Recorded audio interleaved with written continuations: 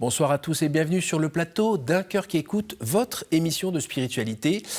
Ce soir avec une consonance assez festive puisqu'on s'apprête à fêter Noël. Et on va le fêter avec vous. Bonsoir. Bonsoir. Brigitte Lips, auteure de Mamie Charge, une vie au service des migrants, paru aux éditions Salvator. Oui. Donc Mamie Charge, au départ, je me suis dit, quoi, c'est de la tauromachie, qu'est-ce qui se passe? Et en fait, non, c'est plus simplement une de vos activités principale peut-être, qui est d'aider les migrants du côté de Calais où vous habitez à recharger leur téléphone, qui est leur lien avec le monde, avec la famille, qui est vraiment un sésame pour survivre quand même dans ce lieu un peu inhospitalier. Alors on va en parler dans quelques instants, on va parler de cette action auprès des plus démunis, du pauvre. D'ailleurs, dans l'Évangile, on en parle tout le temps, de cette assistance aux pauvres. Donc voilà, vous allez nous raconter la façon dont vous le vivez, en lien évidemment avec l'Église locale. Mais juste avant, je vous invite à nous lire un extrait de texte de votre choix. Frappez, on vous ouvrira de Matthieu. Certaines semaines, ici, il pleut tous les jours. Des pluies soudaines, denses, drues, qui fouettent les visages et transpercent les vêtements. Avant même de voir les migrants, je les entends arriver jusqu'à chez nous pour charger leurs portables et leurs batteries. Flic-floc fait le bruit de leurs pieds nus dans des chaussures mouillées jusqu'à la semelle, pour ceux qui ont la chance d'en avoir. Encore aujourd'hui, je n'arrive pas à m'habituer à les voir habillés de cette manière quotidiennement depuis 20 ans. Dans le garage, les piles de vêtements et les cartons de nourriture s'entassent. En hiver, j'offre un café ou un thé, parfois un chocolat, une banane. Dès que je vois des produits en promotion au supermarché, je les achète en pensant aux migrants. Des amis de la paroisse me donnent aussi souvent des jus de fruits, du pain. Avec le pain, je fais du pain perdu. Je le distribue alors en précisant que ça ne vient pas de moi. Ma spécialité, ce sont donc les charges de téléphone. Méticuleusement rangés dans ce bric-à-brac d'affaires, les fils de chargeurs s'entremêlent. Je peux effectuer plus de 85 charges en même temps. À l'entrée du garage, à côté d'une petite icône de la Vierge Marie, les horaires d'ouverture sont notés. 8h, 9h, 11h30, 12h15, 17 à 18h. J'ai mis ce système en place car, sinon, je suis sollicitée sans arrêt. Je me garde le week-end pour m'occuper de tout le reste. Ma famille, mais aussi mes nombreuses occupations au niveau de la paroisse. Je prépare les baptêmes, les professions de foi. Je suis engagée pour les funérailles, pour préparer aussi l'office. Vous chantez aussi ? Oui. Je chante aussi. Et vous faites chanter ? Oui, aussi. Mais je ne suis pas chantre comme on le dit. D'accord. C'est vraiment... Mais tout ça dans des journées de 24 heures, hein, on est d'accord ? Les journées ne font que 24 heures. C'est ça mon problème, en fait. Vous dormez 3 heures par nuit, alors ? Oui, je ne dors pas beaucoup. Oui. Parce que, comme j'ai dit cette semaine, je n'ai pas dormi cette nuit, Youssif. Il me dit, pourquoi ? Parce que tu as pris ton gilet de sauvetage hier. Ce qui veut dire qu'il est prêt à passer. Parce qu'il me confie, quand c'est possible, le gilet de sauvetage. Voilà. Alors, vous faites du mouron ou... Bah oui. Vous priez ? Oui, alors je prie beaucoup la nuit. Vous priez comment ? Je prie le Saint-Esprit qui vienne éclairer déjà. Le matin, je prie. Seigneur, donne-moi la pêche. Donne-moi le courage d'être toujours présente, d'être toujours là. D'être auprès d'eux, auprès des plus petits. Mais ça peut ne pas être que les migrants. Je fais aussi des actions pour les maraudes. Quand on me demande, il manque des repas ou autre, pas de souci. On me téléphone. Mon mari dit toujours un non au hasard. Parce que je ne dis jamais non. Je ne sais pas dire non. Un jour, un prêtre m'a dit... Un jour, il faut savoir dire non. Mais j'y arrive pas encore. Vous lui avez dit non ? Non. Et la prière de nuit, donc ça c'est plutôt appeler le Saint-Esprit pour oui, appeler le Saint-Esprit pour donner la force à tous ces jeunes-là qui... qui montent dans les bateaux. Ils sont noyés jusque-là, hein, avant de monter dans une mer actuellement qui est à 8-10 degrés, pour un voyage qui va durer 5 heures. Comment on peut tenir ? Comment on peut tenir ? Oui, je dis Seigneur, viens en aide à tous ces pauvres malheureux qui espèrent un Eldorado. Qui rêvent. Pour beaucoup Pas d'entre eux. pour beaucoup, oui, pour beaucoup. Mais quand ils sont passés, j'ai souvent des retours. Parce qu'ils ont retrouvé une communauté qui les soutient. Voilà. Et puis ils vont trouver des petits boulots et réussir à peu près à s'en sortir. Oui. Mais c'est pas complètement le rêve tel que peut-être on leur avait vendu ou ils l'avaient imaginé en regardant la télé ? Non, parce que quand je dis est-ce que tu savais que Calais c'était ça ? Non. Est-ce que si tu avais su avant, est-ce que tu serais venu ? Oui. Ben oui. Parce qu'il sait ce qu'il quitte en fait. C'est affolant, affolant. Alors j'ai une question à vous poser, mais je ne suis pas CRS. Pourquoi vous faites ça ? Alors parce que dans l'Évangile, Jésus nous demande de nous aimer d'aimer notre prochain comme nous-mêmes, déjà. Après, l'Évangile de Matthieu nous dit j'avais faim, tu m'as donné à manger. J'avais soif, tu m'as donné à boire. Et puis, il y a plein de petites phrases comme ça. Venez à moi, vous qui venez boire gratuitement. Mais quelquefois, quand je suis là en train de faire mes tickets, mais je me dis, mais ça, c'est de l'Évangile.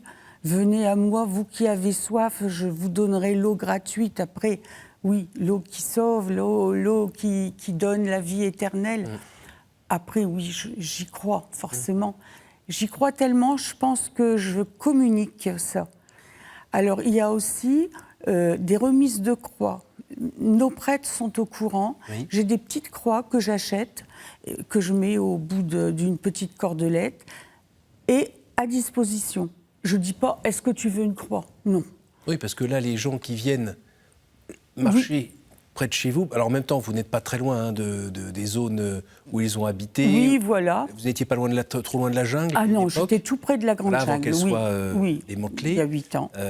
Et là, donc, les gens viennent, ils sont à majorité musulmane ? Alors, en ce moment, c'est beaucoup d'orthodoxes, donc des chrétiens. D'accord. C'est des vagues. Les Iraniens sont convertis au christianisme et c'est pour ça qu'ils s'en vont de chez eux, parce qu'ils sont malmenés par les autorités, parce qu'ils ne sont plus musulmans. Donc, il y a des moments où j'ai des choses qu'on me donne. Alors, ça va peut-être vous faire rire. You are Muslim? Muslim? Ah, il ne faut pas manger. Ils ont confiance. Si je fais de la viande, c'est de la viande halal. Comme ça, tout le monde peut prendre, parce que je trouve qu'il faut respecter la religion de l'autre. Donc les remises... C'est vraiment du précepte où il se met vraiment en danger, lui, s'il le fait. Donc.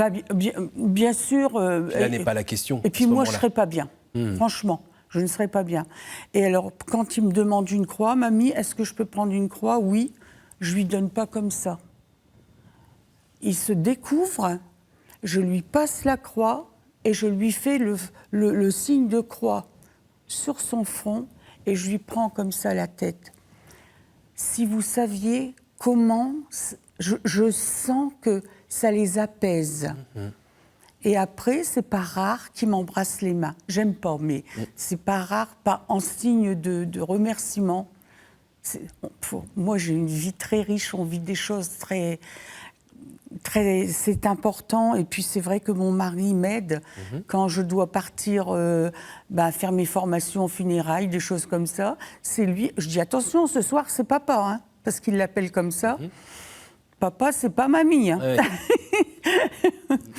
Alors, souvent, dans l'imaginaire des enfants, on repense à telle ou telle vie de saint et on se dit moi aussi j'aurais aimé être Saint-Martin et couper mon manteau en deux, j'aurais bien aimé être, je sais pas moi, sœur Marguerite Bourgeois ou tel autre.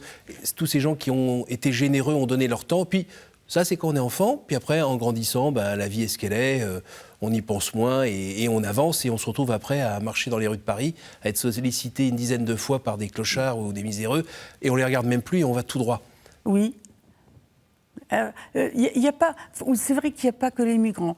La semaine dernière, j'ai eu une dame qui est venue vers moi, qui m'a dit « Excusez-moi, je ne suis pas belle, mais j'ai besoin de quelque chose. » Mais j'ai dit, pourquoi pas belle?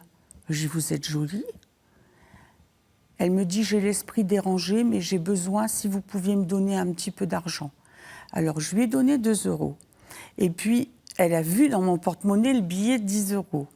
Et elle m'a dit, si je vous donne 7,50 €, vous me donnez votre billet de 10 €? Je ne peux pas dire non. Mais voilà, c'était une rencontre. Et pour moi, c'est comme si le Christ est venu à moi. Si je ne lui avais pas répondu, je pense qu'arrivé un jour, quand je ne serai plus là, tu diras, tu te rappelles ce jour-là, je suis venue te demander quelque chose. Tu faisais quoi? Et tu m'as laissé de côté. Oui. Hein? Mais c'était un fou en plus. Voilà. Mais voilà, je veux dire, moi, c'est toujours comme si Jésus venait à moi. Alors parfois, les gens devenus adultes ou ayant moins de priorité avec les enfants ou le début du travail se disent « oui, je pourrais peut-être, mais en même temps, si je le fais rentrer chez moi, il va voir comment c'est, il reviendra peut-être pour voler, s'il sait où j'habite, mon nom et autres. » Les gens ont peur. Oui, Qu'est-ce que vous dites? Alors, les gens ont peur parce qu'ils ne connaissent pas. Parce que j'ai des gens, suite à des reportages ou de bouche à oreille, qui viennent au moment où je suis ouverte pour m'apporter des vêtements, un paquet de café. Et alors là, waouh, c'est ça.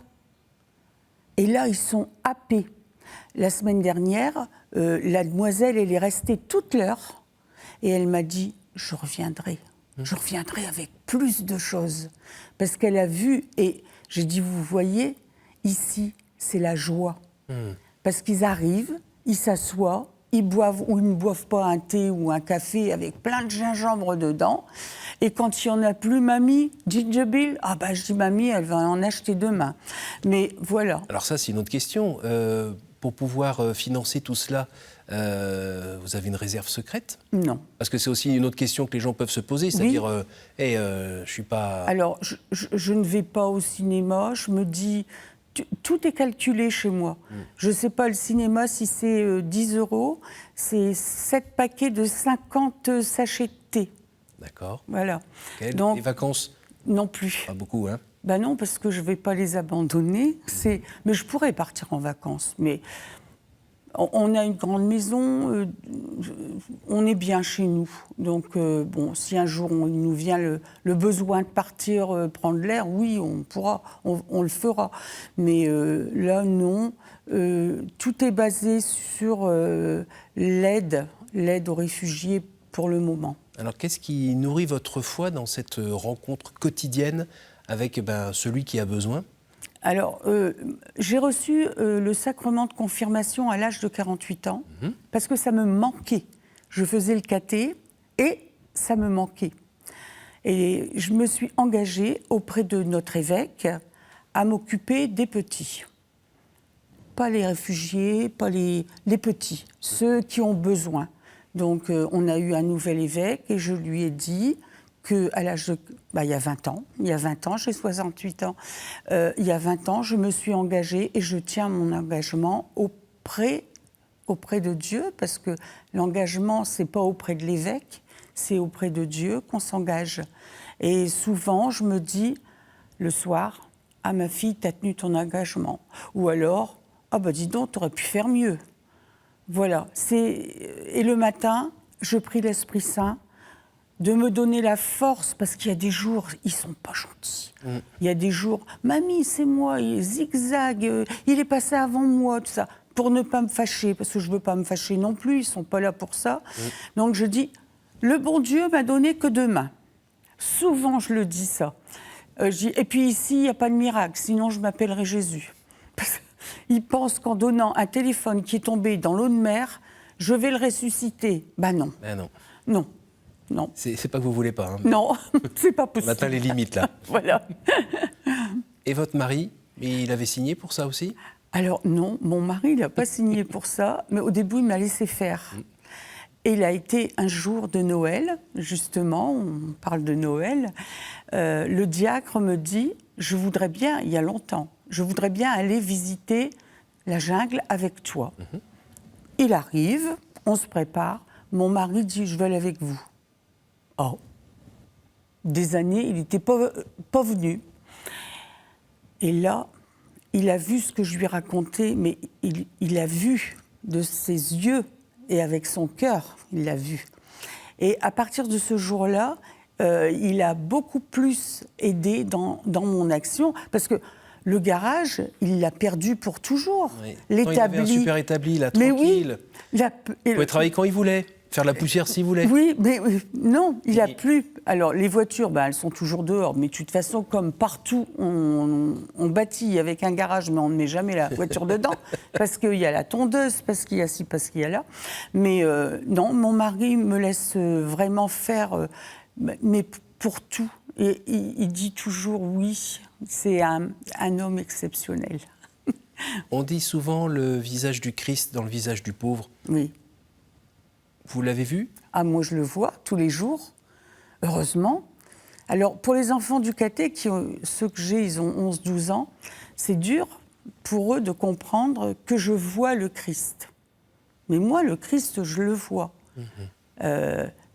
Quelquefois, il est musulman, mais c'est le Christ qui vient à moi. Est-ce que de temps en temps, vous voyez aussi le diable ?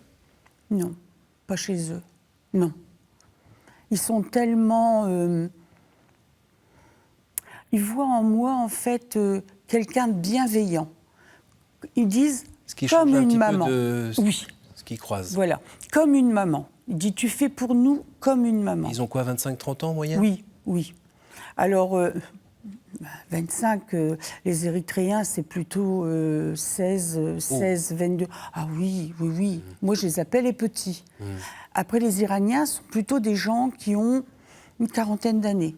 D'accord. Oui, les Iraniens sont déjà bien installés chez eux et ils partent dans l'espoir d'avoir leurs papiers et de faire venir légalement femmes et enfants. Oui. C'est pour ça, parce qu'il y a des gens qui disent « Oh, ils viennent, ils laissent leurs femmes... Alors, moi, je sais, ils laissent leurs femmes dans les montagnes, et ils les cachent. Oui. Pour que le jour où ils puissent arriver, parce que je connais des gens comme ça, 5 ans, l'Iranien a attendu 5 ans après ses papiers et il a attendu 2 ans et demi après sa femme et ses 2 filles. Et quand ils sont arrivés, je préparais le buffet d'un mariage de musulmans. Et sa femme était là, ne parlait pas encore français, rien du tout. Et il traduisait et elle m'a dit, je n'ai pas eu le choix. J'ai dit, si, vous avez eu le choix de l'amour. Vous avez attendu 2 ans et demi. Et maintenant, ils sont installés à Calais avec leurs enfants qui vont à l'école et tout. Mais c'est magnifique. Alors, dans ce livre que j'ai beaucoup aimé, parce qu'on a l'impression de sortir, ou peut-être de nourrir ce qu'on a pu lire ou entendre à la radio, dans les reportages ou autres, ou en voyant des statistiques, à nouveau, ça reprend de la chair et c'est des êtres humains qui sont là. On voit bien, à 2-3 petits endroits, que vous dites quand même des choses qui vous animent.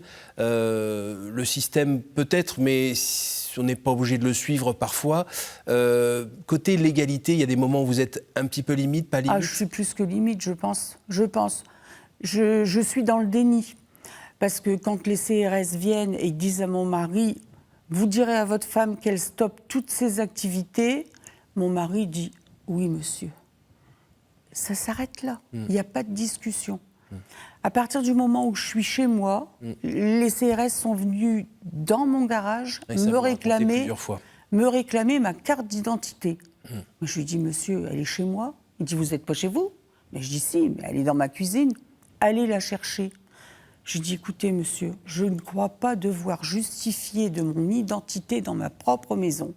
Maintenant, vous connaissez le chemin, vous pouvez repartir au portail. Ça, c'est votre tempérament qui parle aussi. Oui. Après, quand je sors avec la voiture, elle a intérêt à avoir le contrôle technique, les pneus, tout, oui. tout correct, hein, parce que... Mais ce côté, justement, parfois un petit peu sur la frontière, ça vous cause parfois des maux de tête ça... Non. Non, j'ai ma conscience pour moi. Voilà. Et en premier, c'est Dieu et mes frères. Oui, c'est ça. En premier, c'est Dieu. Enfin, c'est beaucoup Jésus, moi. Dieu, je le vois, c'est pas bien, mais je le vois tellement haut. Et puis, qui a vu Jésus a vu Dieu, qui a vu Dieu, Voilà. qui a vu le Père a vu le Fils, c'est et qui bon. a vu le Fils a vu le Père. Donc ça va bien. Voilà. Donc quand je vois Jésus dans les yeux ou dans le regard d'un réfugié, je me dis, voilà. En ce Jésus temps de le Noël, Père. on imagine quand même, on se souvient surtout d'une jeune femme enceinte, jusque-là, qui cherche un endroit où pouvoir se reposer et accoucher. Comme figure du migrant, c'est pas mal. Oui, c'est vrai. Et alors, chez les Africains, ils ont une représentation de Marie enceinte. Très belle. J'avais jamais vu ça, parce que Marie, on la représente toujours normalement, Oui. quoi. Et c'est vrai que quelquefois, c'est comme si Joseph et Marie arrivaient, Marie enceinte, et ça arrive très souvent, et ils accouchent à Calais. On fait le rapprochement, bien sûr, bien sûr. Alors- Et cette semaine, il m'a dit, t'as pas encore décoré? Parce que dans mon garage, il y aura une crèche et des bougies. Parce qu'ils vont se recueillir devant la crèche. C'est très important. Alors, ça fait quelques années que vous êtes engagé là-dedans. Est-ce que, par moment, vous n'avez pas une sorte de colère ou une sorte de ras-le-bol de cette situation qui ne change pas? C'est-à-dire qu'il y a toujours des pauvres gaillards qui n'ont plutôt pas le choix de quitter chez eux parce qu'il n'y a rien pour eux, il n'y a pas d'avenir, et qui vont venir dans des conditions terribles, traverser un cours d'eau qui peut être mortel pour eux. Enfin, il n'y a pas des moments où vous dites « mon Dieu, t'es où là? Tu fais quoi ?» Surtout qu'ils s'en remettent souvent à Dieu. Ils se disent, quand ils partent, Oui. ils disent... Alors, en ce moment, je n'ai plus de musulmans, mais ça m'arrive aussi de dire Inch'Allah, parce qu'ils disent à demain, Boukra, à demain, Inch'Allah. Ils aiment bien quand je dis ça, ou je dis Alléluia pour ceux qui sont chrétiens, mais ils se remettent toujours à Dieu. S'ils meurent, eh ben, c'est que Dieu l'aura voulu. Pour moi, c'est pas vrai, mais pour eux, ils ont une foi en leur passage et ils ont une foi en Dieu. J'aimerais bien avoir la même. Pourtant, je pense que je fais pas mal de choses, mais ils m'apprennent tous les jours, franchement. Mais vous n'avez pas de temps en temps un sentiment de ras-le-bol ou de désespérance? Non. Parce qu'en Non. fait, ça continue. Ça continuera toujours, bah oui. La ça, Manche continue à être un cimetière. Oui, ça oui, là c'est horrible. Et quand on a, alors ce dernier naufrage là du 27 octobre, en fait, on a retrouvé 3 morts tout de suite, mais il y en a eu 11 qui ont été rejetés par la mer dans le mois. C'est un par-ci, 2 par-là. Et Nati, celui qui venait à la maison tous les jours, Youssef, il m'a dit, il est mort. Je l'ai vu, il est mort. Et on n'avait pas retrouvé son corps. Là, maintenant, on a retrouvé son corps. Mais moi, ce gamin, quand je suis en train de faire mes tickets, si je relève la tête, je le vois. Parce qu'il était toujours à la même chaise. Bien sûr. Et je prie pour lui. Vous avez un cœur qui saigne alors? Oui, oui. J'oublie pas mes enfants. Un cœur plus grand, mais qui saigne aussi un peu plus. Oui, oui, Mais on peut être heureux quand même comme ça? oui. Mais c'est quoi alors?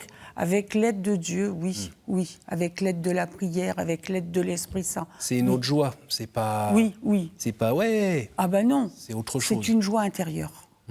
Oui. Alors on arrive à la fin de cette émission. 3 questions courtes, 3 réponses courtes. Dites-moi un chiffre entre 1 et 10, s'il vous plaît. 9. C'est mon chiffre porte-bonheur. On va voir. Oui. Quel est le personnage ou le saint que vous aimeriez retrouver au ciel? Alors, j'hésite entre Mère Teresa et Sœur Emmanuel. Je ne sais pas, je pense Exceptionnellement, je vous laisse les deux. Oui. À nouveau, entre 1 et 10. 1. Quelle est la dernière fois où vous avez reconnu l'action du Christ dans votre vie? Hier. Hier après-midi. Bon, à quelle occasion? Parce que j'ai ouvert l'église pour la fête de Marie, pour les orthodoxes. Et là, il était là. À nouveau, une dernière. 5. Quelle est pour vous la plus belle fête? La résurrection. Pâques, Vous la allez- résurrection. Et puis, la résurrection, à la fin, vous allez retrouver 2-3 petits amis, je pense. Ah oui, beaucoup. Oui. Merci beaucoup, Brigitte. De rien. Merci d'avoir abandonné tout ce monde-là juste pour venir nous voir et nous partager que ça vaut le coup de s'engager. Oui. Même si ce n'est pas cuicui les petits oiseaux, il y a toujours de la souffrance, mais il y a aussi beaucoup de joie, beaucoup de bonheur à pouvoir aider. Et puis, de temps en temps, c'est pas ces petits bras, hein. On sent bien qu'il y a le Saint-Esprit qui soutient les petits bras, il y a la communauté chrétienne Oui, qui est autour. Aussi, oui. Et oui. que voilà, c'est limite l'occasion de vivre Noël régulièrement toute l'année. Toujours, oui, c'est avec vrai. tous ces êtres qui sont là. C'est Merci vrai. beaucoup. Je rappelle le titre de votre livre, Mamie Charge, une vie au service des migrants, aux éditions Salvator. Merci à vous tous pour votre fidélité. N'hésitez surtout pas à partager ce programme autour de vous. Et puis avec la rédaction, évidemment, on vous souhaite un joyeux Noël. À la semaine prochaine.